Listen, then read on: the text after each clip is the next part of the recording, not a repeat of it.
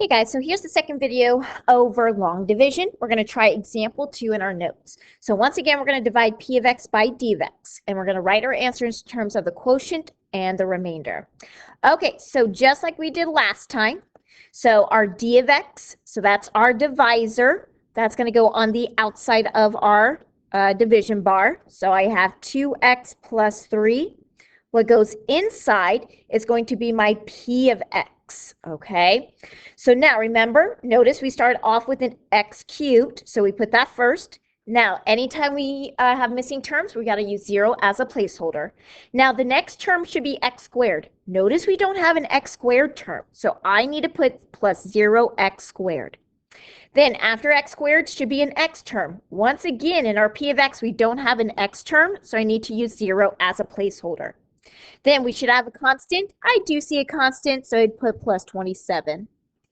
So I would make sure you guys write down this in your notes.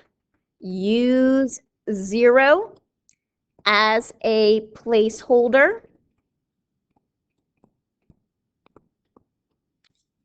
for missing terms.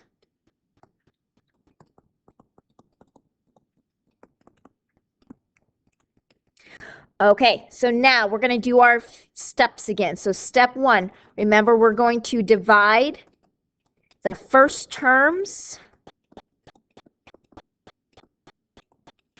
of both polynomials.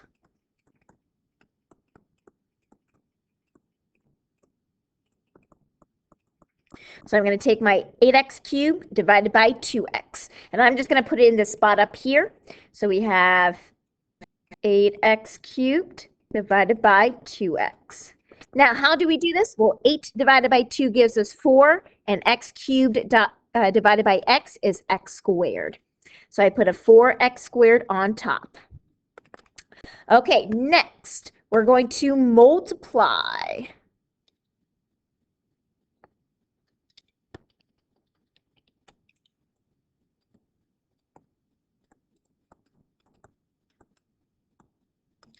So now, when we multiply, I'm going to take my 4x squared, multiply by 2x and 3. Now, notice when I do 4x squared times 2x, it matches my first term. Really, you should always match your first term so we can cancel out. Now, I need to do 4x squared times 3. That should give me plus 12x squared. Okay, next step, subtract.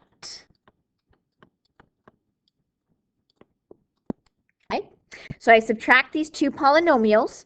So when I do 8x cubed minus 8x cubed, that should cancel.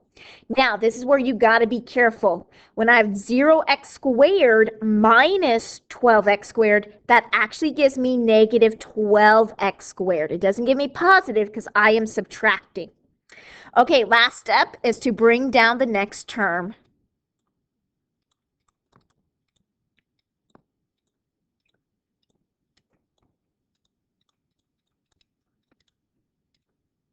So our next term is a 0x. Okay, let's follow those steps again. So first, we need to divide the first two terms. Our new first term is negative 12x, and we still divide it by 2x. So that is negative 12x squared divided by 2x. So I do negative 12 divided by 2, that gives me negative 6. And then x squared divided by x is x. So I put minus 6x on the top. Now, second step is to multiply. So now I multiply my 6x with the 2x and 3. So 4x squared times 2x, sorry, not 4x, 6x. I did the wrong one there. Sorry, 6x times 2x is negative 12x. Oh, notice that we matched the first term here. And then negative 6x times 3, that gives us negative 18x. Then we are going to subtract. So negative 12x minus a negative. Notice this, the sign, so be careful. Negative times a negative gives us a positive, so that cancels. Now, once again, we have 0x minus a negative 18x. Remember, two negatives makes a positive, so we actually get 18x here. So be careful with those signs. Last thing is to bring the next term down, which is a 27. Okay, now we do it again. We take our first term, which is now 18x, divided by 2x.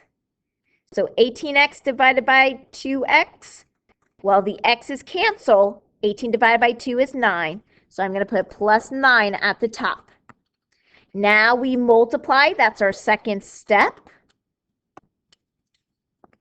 So we multiply. So I take my 9, multiply by 2x and the 3.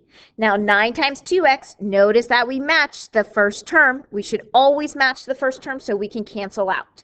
Then I do 9 times 3. That gives me the 27. Okay, now we subtract. That's our third step. Notice my 18x minus 18x, that's cancels. Now let's look at this, 27 minus 27. Notice that will also cancel, so we get 0 in the we get 0. Now notice there's no more terms to bring down. So whatever we have here, this is a remainder. So notice that a remainder is 0. That is possible to get a remainder of 0. So how we're going to write our answer, because the remainder is 0, we don't necessarily need to put this over the divisor, because 0 divided by anything is just 0. So all we need to do is actually write our quotient. And remember, our quotient is basically what is on top of our division bar. So this here is our quotient.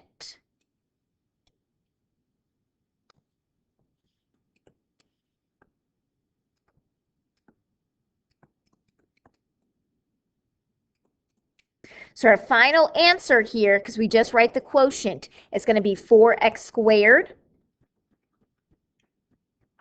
minus 6x plus 9. And that's our final answer. And remember, I don't need to put the 0 over our divisor, because 0 divided by anything is just 0. So that's our answer.